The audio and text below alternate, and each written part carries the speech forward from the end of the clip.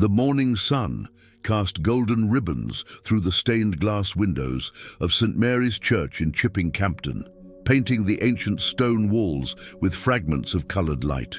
Emma Richardson stood before the full-length mirror in the bridal suite, her breath catching as she traced the delicate lace of her wedding dress. 25 years of longing for family, for belonging, had led to this moment. "You look absolutely radiant, darling," whispered Janet, her foster mother, adjusting the pearl necklace around Emma's neck. Janet's weathered hands trembled slightly, betraying the emotion she tried to contain. She had been Emma's anchor since she was 12, the closest thing to a real mother she'd ever known. Emma's fingers instinctively moved to the small birthmark on her left shoulder, shaped like a crescent moon.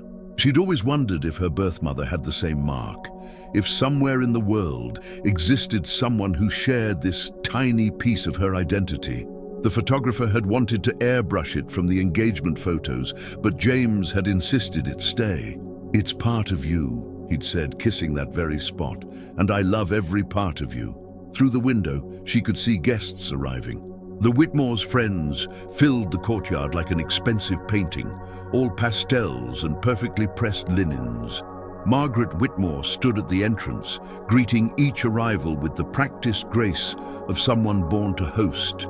Even from a distance, Emma could see the tight line of her future mother-in-law's smile. "She'll warm up to you," Janet said, following Emma's gaze.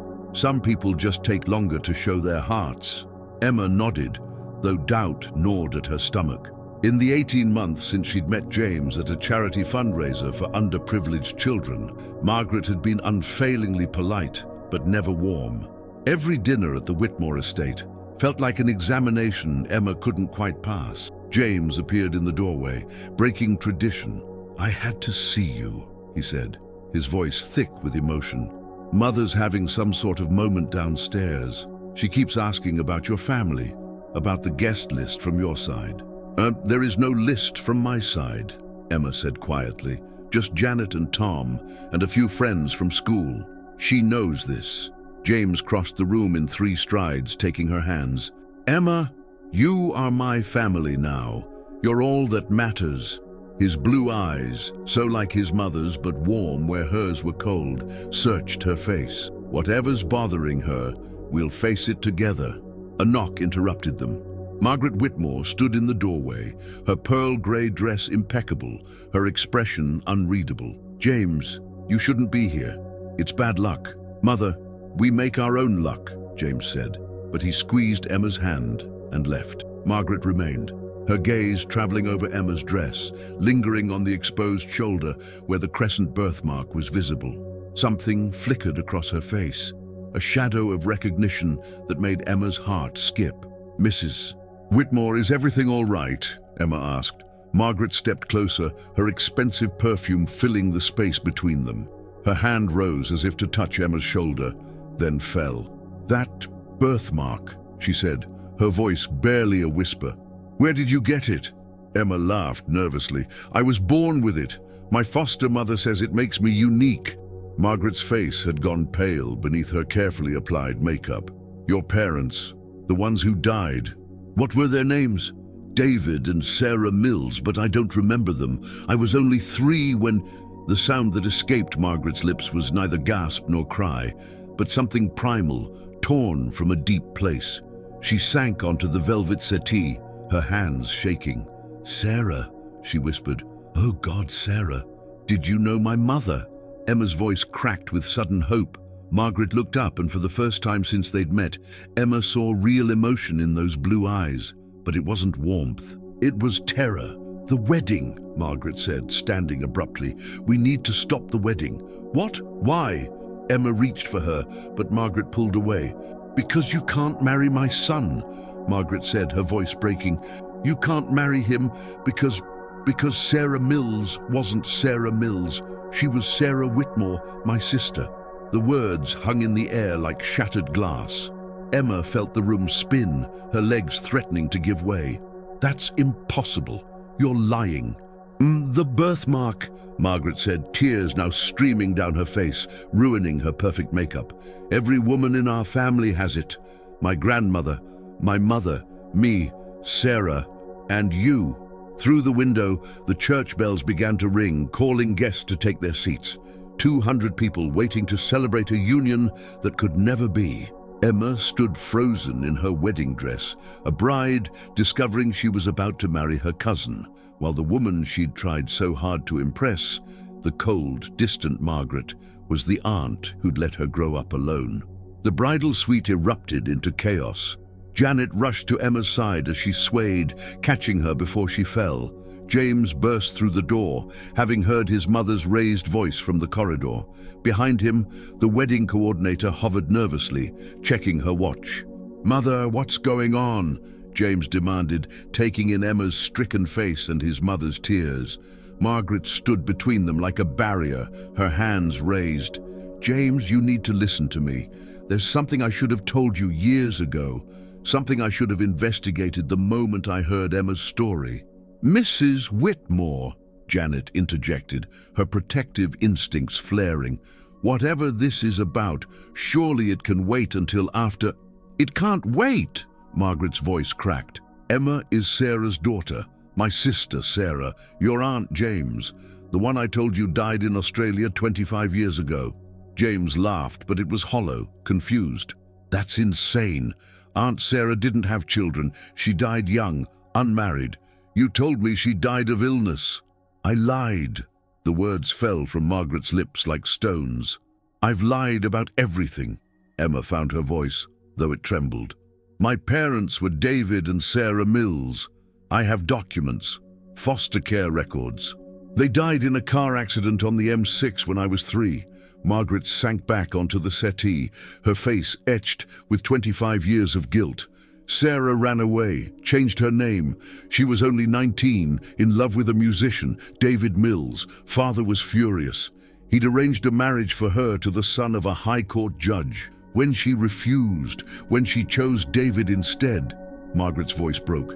Father said she was dead to us, made us all say it, made us believe it. "No, you let me believe my aunt was dead." James's voice rose, incredulous. "I was 23, just starting my career in law. Father threatened to destroy everything I'd worked for if I contacted her. He had connections everywhere. He would have done it." Margaret pressed her hands to her face. "I was a coward. I chose my career over my sister." Emma stood slowly, Janet's arms still around her. "You knew my mother? You knew her, and you let me grow up in foster care, alone? I didn't know about you." Margaret's anguish was raw. "Sarah cut all contact. I tried to find her once, years later, but the trail went cold. When Father died 5 years ago, I hired investigators, but they found nothing. I never knew she'd changed her name to Mills, never knew about the accident, never knew about you." The wedding coordinator knocked timidly. "The ceremony should begin in 5 minutes." "Cancel it," James said flatly. Tell them there's been an emergency." "No," Emma said suddenly. Everyone turned to her. She stood straighter, the shock crystallizing into something else. Anger. "You don't get to do this. You don't get to drop this bomb and make decisions for me." She faced Margaret. "Tell me everything, every single detail about my mother, now." Margaret wiped her tears, smearing mascara across her cheek. "Sarah was brilliant, gifted. She played piano like an angel and painted landscapes that made you weep. She was Father's favorite until she fell in love with David at a university concert. He was talented but poor, from Manchester. Father forbade it, but Sarah had our mother's stubborn streak." "Our mother," Emma whispered. "My grandmother. Elizabeth. She died when Sarah was 15. Cancer. After that, Father became controlling, desperate to maintain the family image. Sarah rebelled. The night she left, there was a terrible fight. Father struck her." Margaret's voice dropped. "I stood there and did nothing. She looked at me with such betrayal before she ran. I never saw her again." James moved toward Emma, but she stepped back. "We're cousins," she said, the word foreign on her tongue. "First cousins," Margaret confirmed. "The wedding cannot happen. Legally, morally, it cannot happen."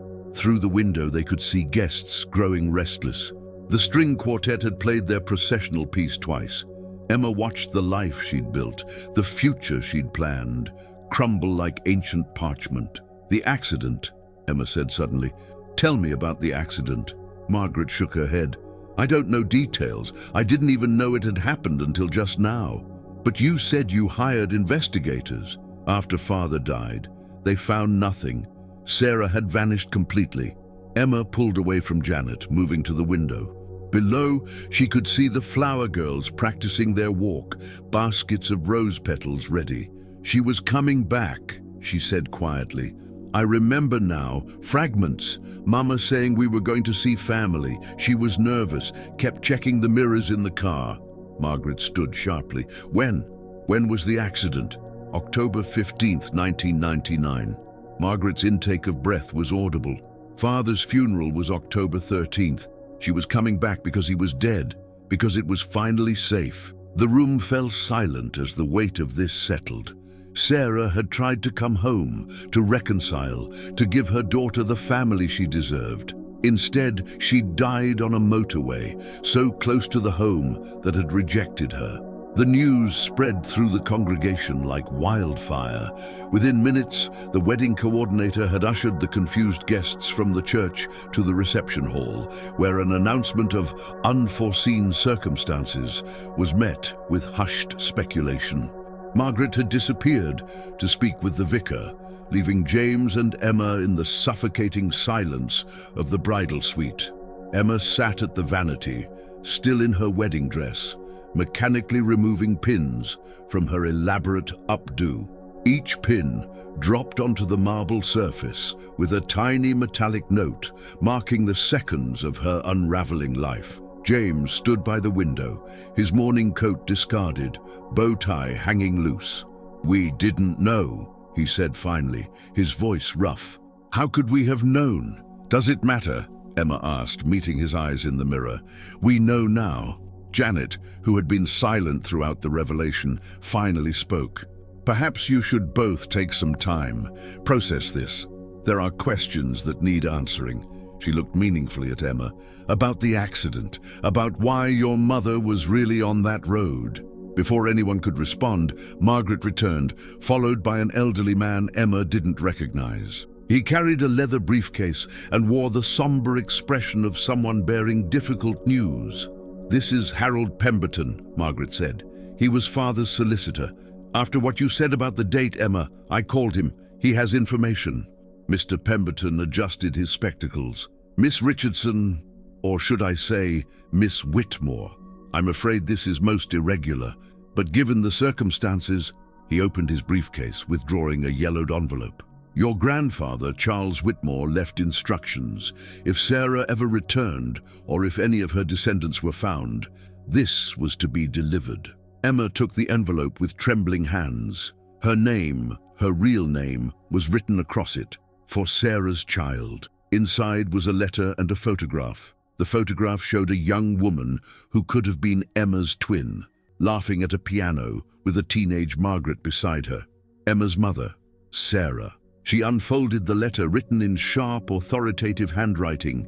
"To Sarah's child, if you are reading this, then my greatest fear and deepest hope have both been realized. Sarah is gone, but you exist. I drove my daughter away with my pride and my need to control. I demanded she choose between love and family, never understanding that love is family. 2 weeks before my death, a private investigator found her, living as Sarah Mills in Birmingham, married to her David, with a daughter. I had the photographs. I knew where you were, but I was dying, and I was a coward. I couldn't face what I'd done. I instructed Margaret to find you after my death, but I see now she inherited my cowardice. The Whitmore curse is not our birthmark, but our pride.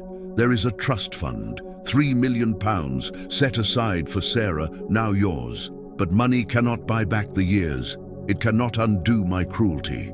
Charles Whitmore." The letter fell from Emma's numb fingers. Margaret gasped, sinking into a chair.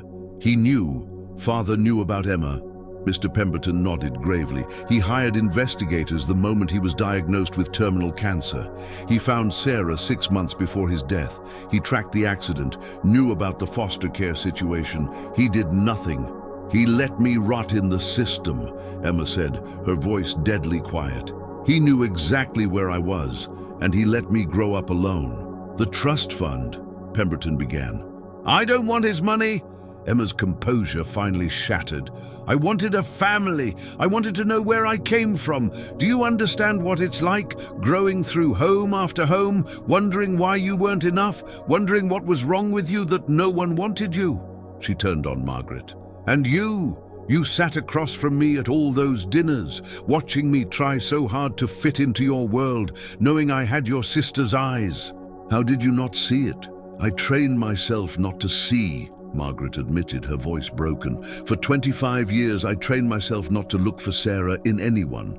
It was the only way I could live with myself. James stepped forward.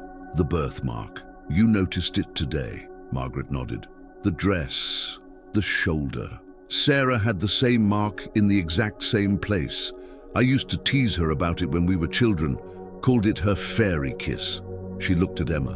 When I saw it, I knew. In that instant, I knew who you were. The accident, Janet interjected, ever practical. Mr. Pemberton, what do you know about the accident? The solicitor shifted uncomfortably. The police report indicated brake failure. The car veered off the motorway at high speed. But he hesitated. But what? Emma demanded. Your grandfather had connections, deep connections, and Sarah would have inherited everything if she'd returned. The estate, the title, everything. There were other family members who stood to benefit from her absence. The implication hung heavy in the air. James was the first to voice it. You're suggesting someone murdered them? I'm suggesting, Pemberton said carefully, that a full investigation was never conducted. Charles Whitmore's brother, Marcus, inherited everything when Sarah was declared legally dead. He died 10 years ago, but his son, your cousin Gregory, now manages the estate. Emma stood in the church's ancient graveyard, her wedding dress catching on the tall grass between weathered headstones. The September air had turned cold, and she shivered, watching the reception hall in the distance where 200 guests milled in confusion. She'd found what she was looking for, a section of elaborate Whitmore family monuments dating back centuries. Elizabeth Whitmore, 1952 to 1994, beloved wife and mother, her grandmother. A woman she'd never known existed until an hour ago. You look just like her. Emma spun around. A man in his 50s stood behind her, well-dressed with calculating eyes. Gregory Whitmore. She recognized him from the family photos in Margaret's home. Uncle Gregory, she said, tasting the unfamiliar words. His smile didn't reach his eyes. So Margaret finally told the truth. How inconvenient for everyone. He stepped closer, and Emma instinctively backed against her grandmother's headstone. You know, I wondered when you first appeared. A girl from nowhere, foster care, no history, latching onto our James. I didn't know. Didn't you? Gregory circled her slowly. Sarah was always clever. Perhaps she told you stories. Perhaps you came here deliberately seeking what was yours. My parents died when I was 3. I remembered nothing. Gregory laughed, a sound like breaking glass. How convenient. Yet here you are, about to marry into the family, about to become a Whitmore. Until Margaret's crisis of conscience, Emma's mind raced. There was something predatory in his manner, something that made her hyper-aware of their isolation. The wedding is off. I'm leaving. Are you? With your grandfather's letter? With proof of your inheritance? His voice dropped. I don't think so. Are you threatening me? I'm protecting my family's interests. My father worked his entire life in Charles's shadow. When Sarah ran, when Charles died, finally, what was ours became ours. I won't let some forgotten mistake undo that. Emma felt anger override her fear. Mistake? I'm your niece. You're a complication. Gregory pulled out his phone, showing her a photograph. It was her parents' car, mangled against a motorway barrier. I kept this, a reminder of how permanent solutions work. Emma's blood turned to ice. You killed them. Brake lines are so vulnerable. Your mother was foolish to think she could return. I was watching Charles in those final days. I knew he'd hired investigators. I knew Sarah would come back once he died. I was ready. You murdered my parents because of money? Because of legacy? Because of what was rightfully ours? Gregory stepped closer. And now you appear, like a ghost from the past. But ghosts can be laid to rest. Emma's hand found her phone in her dress pocket, pressing record. Everyone knows who I am now. If something happens to me, overwhelmed bride, discovering such shocking news. The cliff path behind the church is treacherous. Accidents happen. He reached for her arm. Emma! James's voice cut through the air. He appeared at the graveyard gate with Margaret and 2 police officers. Gregory's grip loosened, his face cycling through calculations. Gregory, Margaret said, her voice steel, step away from my niece. Your niece? Gregory laughed bitterly. Now she's your niece. Where was this family loyalty when Sarah needed it? That's enough, one of the officers said, moving forward. Mr. Whitmore, we need you to come with us for questioning. Questioning about what? Gregory smoothed his jacket, trying to reclaim composure. Emma held up her phone, her hand steady despite her racing heart. About the confession you just made. About murdering my parents. Gregory's face went white. That proves nothing. The rambling of a grief-stricken girl. Perhaps, the second officer said. But combined with the new evidence Mr. Pemberton provided about the tampered brake lines and your financial records from 1999, it's enough to reopen the case. As they led Gregory away, he turned back to Emma. You think you've won? You think you can just waltz in and claim what's ours? The Whitmores will never accept you. You're still just a foster care nobody. Margaret stepped forward, placing herself between Gregory and Emma. She's my sister's daughter. She's family. And I've failed her for 25 years. That ends today. After Gregory was gone, Emma sank onto a stone bench, the adrenaline leaving her shaking. James sat beside her, careful not to touch her. Margaret stood awkwardly nearby, while Janet hovered protectively. I recorded everything, Emma said quietly. He admitted to killing them. You were brave, James said. Incredibly brave. Emma looked at him, this man she'd loved who was now her cousin. What do we do now? How do we explain this to everyone? Margaret cleared her throat. The truth. We tell them the truth. That our family's pride and greed cost Sarah her life, cost you your parents, cost us all 25 years we can never get back. And us? Emma asked James. What happens to us? James's eyes were full of pain. We find a way to be family. The right way this time.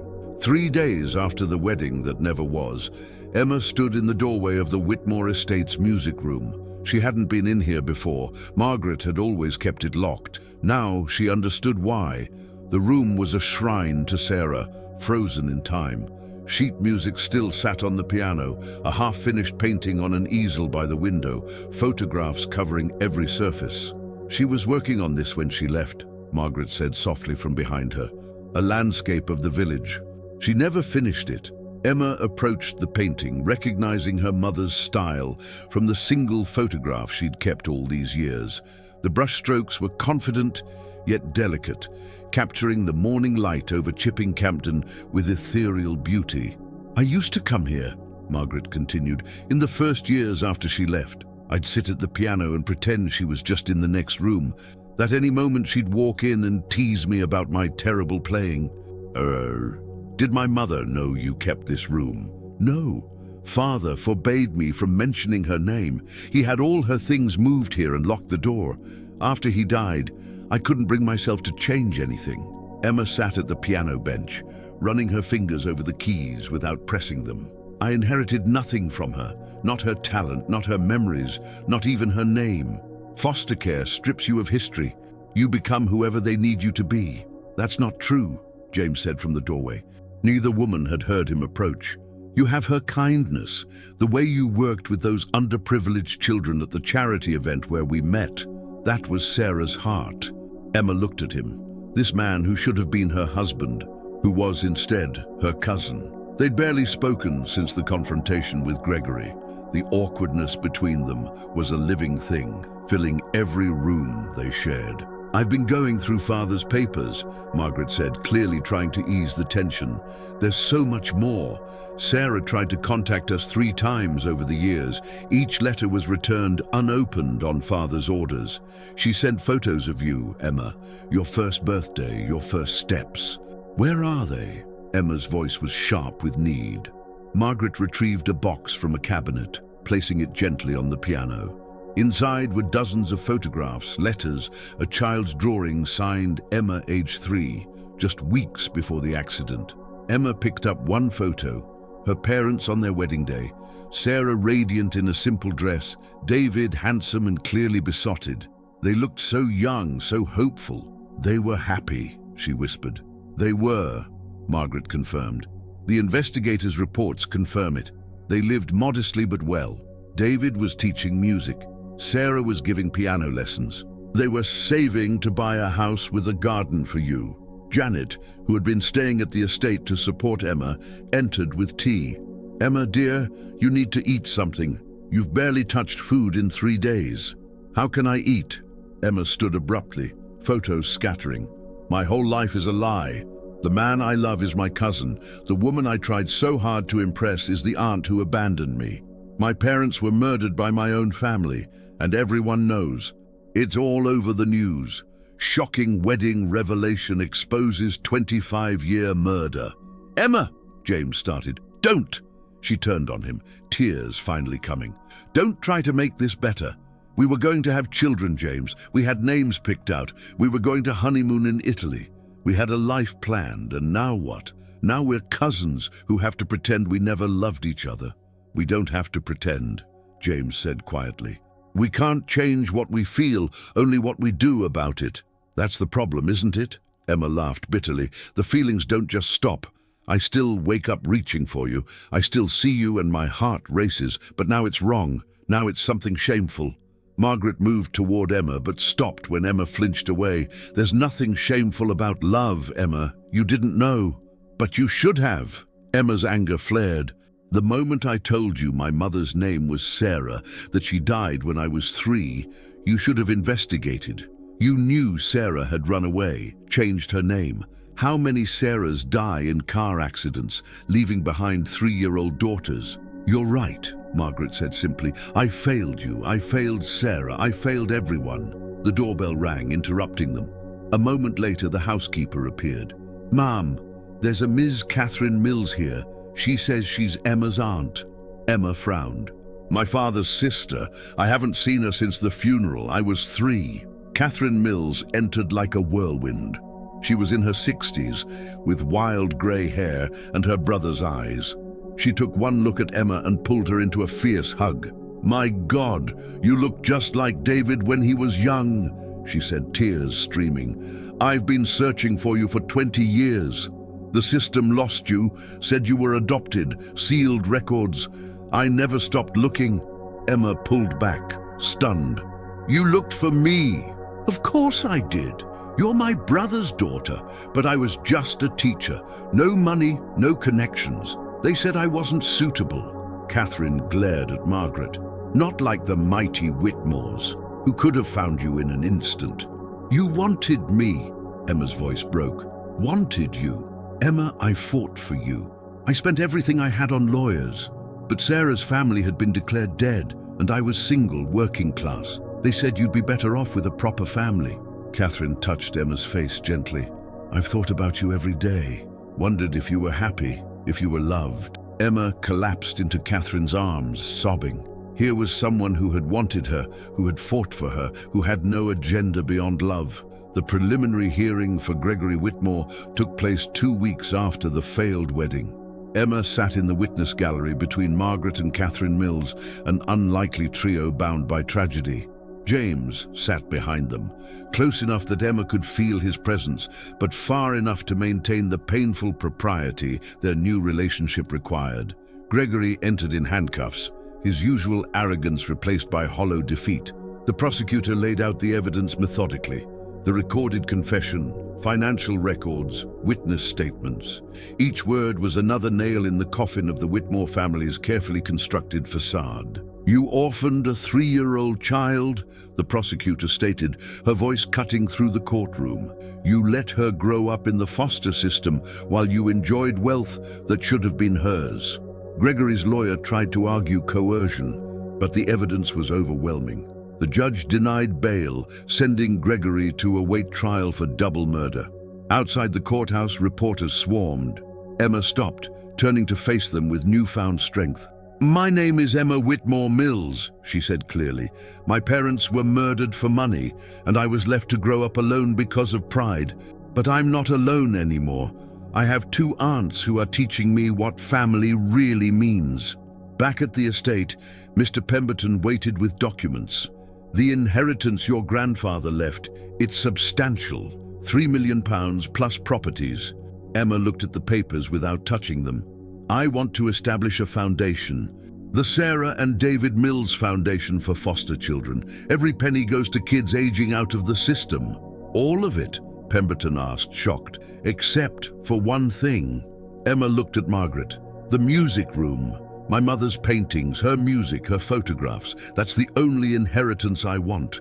Margaret's eyes filled with tears as Emma continued. "That money is poisoned. It cost my parents their lives. But my mother's art, that's the legacy I choose." Catherine pulled out a worn envelope. "David's songs. He wrote them for Sarah, for you." Inside were handwritten compositions, love songs and lullabies. At the bottom a note, "For my daughter Emma, may you always know you were loved beyond measure." That evening, Emma sat at her mother's piano, playing her father's composition for the first time. The notes filled the room like ghosts made of love and longing. Margaret and Catherine sat together, former strangers, now united in their determination to give Emma the family she'd always deserved. James appeared in the doorway. "It's beautiful," he said softly. Emma's hands stilled on the keys. "We can't keep doing this, James. Seeing each other, pretending we're just cousins." "I know," he said. "I'm leaving. 6 months in New York. The firm has a position there." Emma nodded, understanding. They needed distance to transform their love into something else, something acceptable. "Will you come back? When we can be in the same room without it hurting," he promised. 1 year later, Emma stood in the same church where her wedding should have happened, but this time at the altar for a different reason. The Sarah and David Mills Foundation was hosting its first benefit concert, and Emma would perform her father's compositions publicly for the first time. The church was packed. Former foster children who'd received scholarships, social workers, and surprisingly, many of the guests who'd come for the wedding that never was. In the front row sat Margaret, Catherine, and Janet, 3 women who'd learned to share their love for Emma without competition. "My parents wrote these songs for each other." Emma spoke into the microphone, her voice steady. "They died trying to reunite with family, to give me the belonging they thought I needed. They didn't know I'd find family in unexpected places, in a foster mother who chose to love me, in an aunt who never stopped searching, and in another aunt who found the courage to face her mistakes." She began to play, her father's melody intertwining with her mother's style, which she'd learned from studying Sarah's sheet music. The music was a conversation between past and present, loss and hope.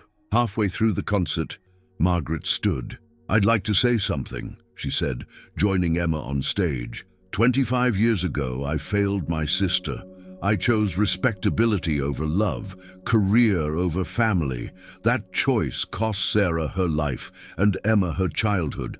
I can't undo the past, but I can choose differently now." She turned to the audience.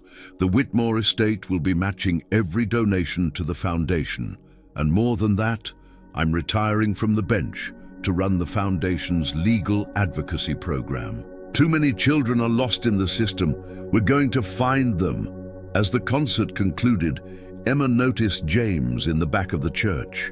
He'd returned from New York 3 months early. Their eyes met across the distance, no longer with longing, but with a different kind of love. They'd found their way to being family. After the performance, as people mingled, a young woman approached Emma. "I aged out of foster care last year," she said shyly. "Your foundation paid for my university." "You saved my life."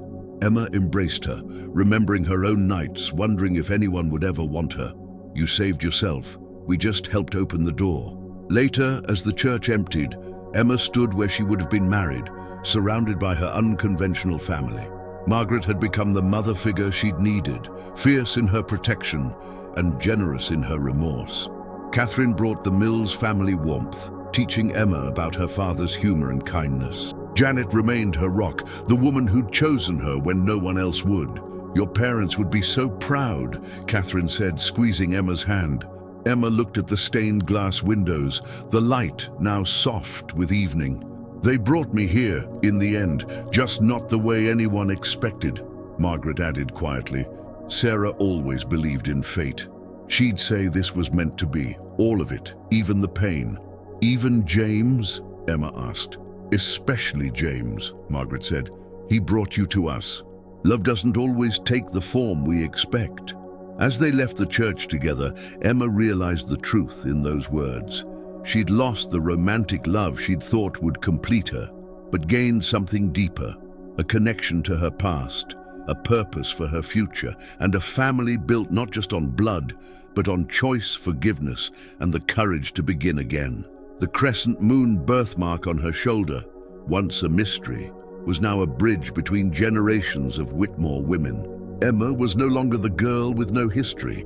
She was Sarah's daughter, David's legacy, and finally, completely herself.